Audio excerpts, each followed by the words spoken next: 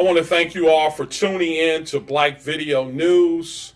We are aware of what's taking place throughout our country with police brutality, the incidents that took place in Baton Rouge, in Minnesota, and throughout the country. The list goes on and on. We're talking to police, we're talking to activists, we're talking to pastors, and we just so happen to have Bishop Blue with Family Life Ministries today. How you doing, Bishop? I'm doing good. I'm excited about what this moment means for African Americans. I'm excited for the potential, I should say, of the good that can come out of moments like this. It's not hard to look over our history in America and see how powerful African Americans have become as a result of adversity, injustice, and so we're at another tipping point. Quite frankly, I think the pot is boiling over. Correct. But we are at a place where we can be empowered as a culture that makes another imprint on American society. So here we are. I'm glad to be in the place where I am, where I can have some influence on our constituents and say some things that will be healing and empowering to our community. So yeah, I know you had an event last night here when we talk about police brutality and policing.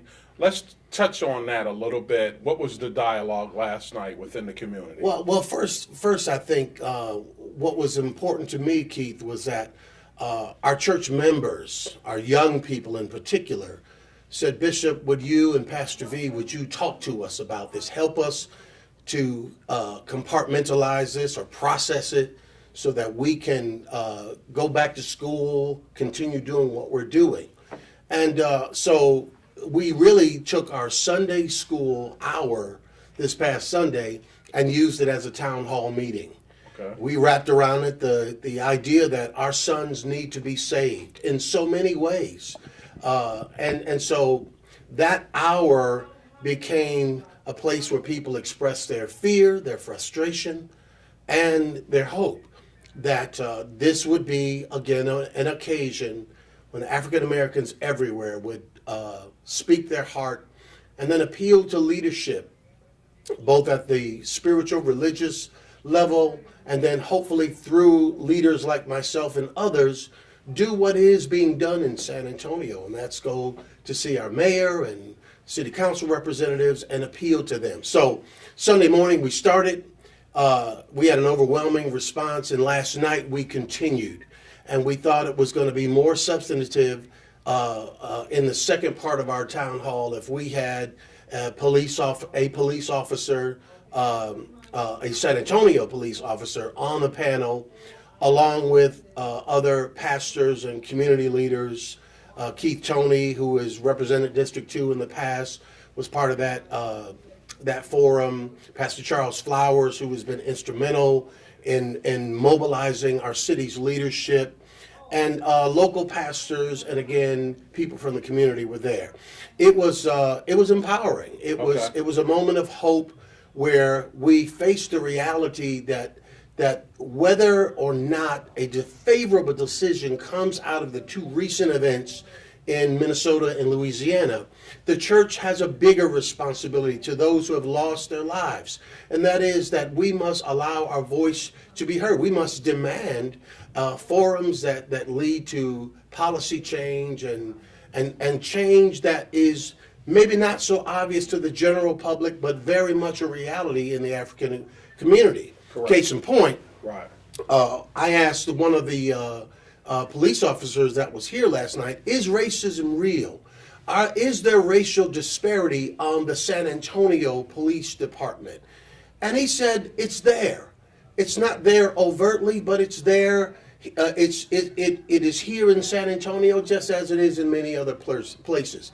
Behind the scenes and unspoken innuendos and unwritten code and among police officers, it's there. Right. But what we heard that was encouraging, Keith, is that even though it's there, there is an overwhelming sense among police officers, especially in cities like San Antonio, to fight against it. And so systemic racism has been a part of the policing as they relate to communities of color. And we talked about that. And it was good, and it was encouraging for the people that were here last night to hear a former police officer, now retired, but said that during his years on the police force, it was there, but it was always a fight against it. There was always a pushback, and there was always an effort. Even in a demographic like San Antonio, where the African American population is less than 7% of the overall demographic of the city, Right. there was still a push. When it showed up, it did show up in African American communities more so than in white communities. It did show up more, that there was more aggression. But again, what we heard as a theme was that there was always a desire to eradicate and eliminate, and it's taken time. But San Antonio, at least from what we've heard, is one of those places where community and policing relationships are and have been progressing towards some cooperation and collaboration. Yeah. So, from a former police officer, did he say anything about de-escalating events? Because lots of times, Bishop, these guys come from one incident where the adrenaline is flowing, it's high, and then they run into another perpetrator or incident that takes place, and that adrenaline is still flowing, and they take that same hostility into a guy with a broken tail light. Yeah. The officer was honest. He said that police departments in general around our country are lagging behind in cultural competency and training and how to deal with, in particular, the African American community. A lot of the considerations that you and I know affect how an African American feels. Not just people who are standing on the corner or at a basketball court or walking down the street with a 40 in their hand. Right. But often professionals, our militaries, our pastors. I've been a victim of that same, what I thought was what appeared to me to be racial profiling. Driving around in a nice neighborhood, maybe in a late evening or at night. I've been pulled over in San Antonio. That mindset is part of what so many of our communities have failed to address. And thankfully, we did get some candor and honesty from this police officer that many police departments just never took the time to address what are we dealing with when we deal with African Americans or people of color. What's behind that tension that we see in African American men? Because no doubt it's there, it's real. We don't want to feel like we're being selectively or randomly profiled, as we come to use that term. But it's true that it happens every day. Yeah. And police departments, unfortunately, haven't in the past committed resources to engaging communities where that tension is peacefully, without it being on the tail end of a young man getting shot or killed or excessive force. Right. And but again, what we were encouraged by last night, and this is overwhelming, that the candor of this police officer related to us that in leadership, in tenured officers, in white officers who had seen it and knew it was wrong, there had been a call for many years to, let's change this. We've got to change it. And again, we're at a point where there's no question that change is going to come. And now I think, as my wife said recently, it's a matter of how we as a culture choose to identify what this moment is. It can be a moment of tension and violence, but there's something greater for the next generation of young men and leaders that are in all of our cities, that potential for them to become leaders themselves, that potential for them to better themselves and contribute to our culture and our society becoming better. I think it's incumbent upon our mayor. I think it's incumbent upon the city leadership, as well as every pastor, church leader, and parent to participate actively in the dialogue that's coming. I think we've just started. I think there's a lot. This is one of those big onions. Yeah. And we're going to have to peel back it some off. layers before we really get to the truth. But I'm encouraged, and I think we're on our way. Yeah, it has to start. And you know, for me as a young kid growing into adulthood, you know, for us it was like racially profiling us. Sure. Then we talk about, you know, the DWB, driving while black. Yeah. You know, so we got all of these different issues, all of these different incidents that have taken place. Now there's a movement, and I want to shift gears because, Bishop, there's a movement when we talk about pro-black, when we talk about supporting banks, pulling your money out. You know, we don't own big retail companies, the Sure. Walmarts, the Targets. How do we support this movement when we know we still got to go to Walmart and Target? Yeah, well, first of all, I think back to your original point about pro-black. You know from growing up in Detroit, and I know from growing up in a small town in upstate New York, that economic synergy within a community can be powerful. Yes. I don't think any one small business can be so impacting that it makes the hierarchies, the Targets and the big corporations, the corporate retail outlets, that may not draw their attention, but when small businesses unify, and those were the keys that I remember growing up in upstate New York, that when there was trouble, business owners came together, now representing hundreds or perhaps thousands of employees in these communities. Now representing, instead of maybe one business representing $30,000, you got 20 or 30 businesses, and now these businesses represent taxation. They represent millions of dollars, and together their voices echo the same sentiment. We don't want the young men on our street killed. We don't want them unjustly harassed. Right. And yes, many of them are troubled, but when business owners take the platform alongside of the clergy, alongside of our District 2 or other districts' representatives, then I think that synergy, I think that unity speaks to the fact that we will then leverage our influence. And we do. We need the services, obviously, of these giants, the HEBs and other entities that really have monopolized these large retail markets.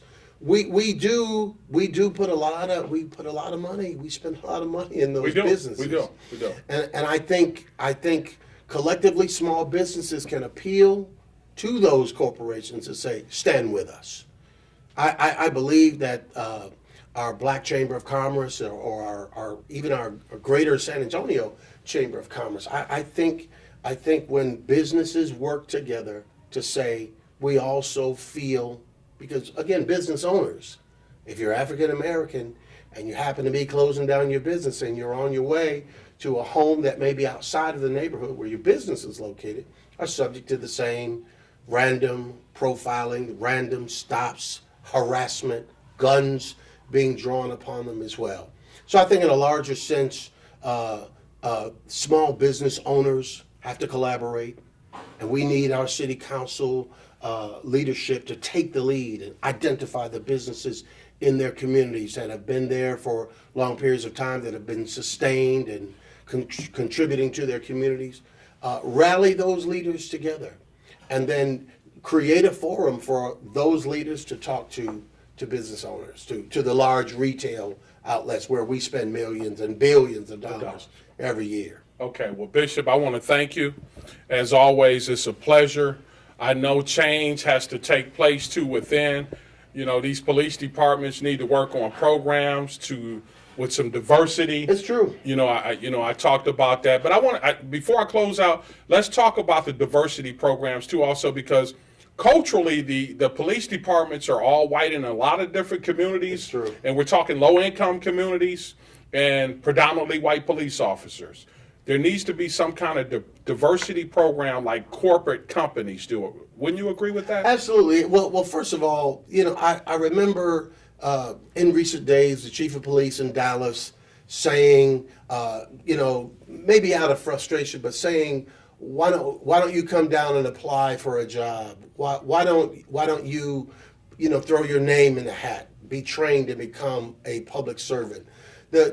Truthfully, I think in a bigger sense, rarely do you see the kind of recruiting that ought to take place in a city like San Antonio, where we engage St. Philip's, where we engage SAC, where we engage the community and churches and appeal to them to say, hey, we would love to be able to train members of this community to become part of the law enforcement landscape.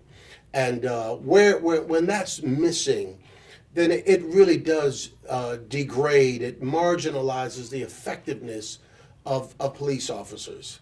I grew up in communities where people I went to school with later became sheriffs. They later became city council representatives and police officers and firemen. Okay. It's an important step for San Antonio and cities like ours to take, to engage the community. We had firemen and we had police officers during recruiting days coming to the churches, going to the colleges, coming to the schools. And that's not to disparage our police, but I do think that a greater effort should be mobilized. I think we should be intentional about saying we need representation. And so you take our San Antonio community, the empowerment zone, the east side and northeast San Antonio, where the larger African American community exists. I believe it's important that the police officer presence reflect the demographic. That's an important step for us to take. We're going to need leadership to really understand that, buy into it, endorse it, and then actively develop the kind of programming and training that will facilitate bright young men and women from our communities who would love to protect and serve. Right. Truth of the matter is that we know that there are many of our citizens in the African American community that have a compassion, that really would love to be involved with law enforcement, but the negativity that's associated with the injustices that do occur have been a big deterrent. If we would like to see more black representation on our police forces, I believe more community engagement is critical. I believe training programs are vital. I think that, as in many communities, you see police officers in our middle schools and even our elementary schools. Correct. I've noticed through some collaborations that presence is there in San Antonio. I applaud that, but I think that we can do more. Okay. All right. Well, I appreciate it, Bishop. My As pleasure. always, we're talking to community leaders, we're talking to activists, we're talking to pastors, and I want to thank Bishop for talking to us today. Oh, man. This is Keith Scott with this special report right here at Family Life Ministries, right here in the Alamo City. Keith Scott, Black Video News.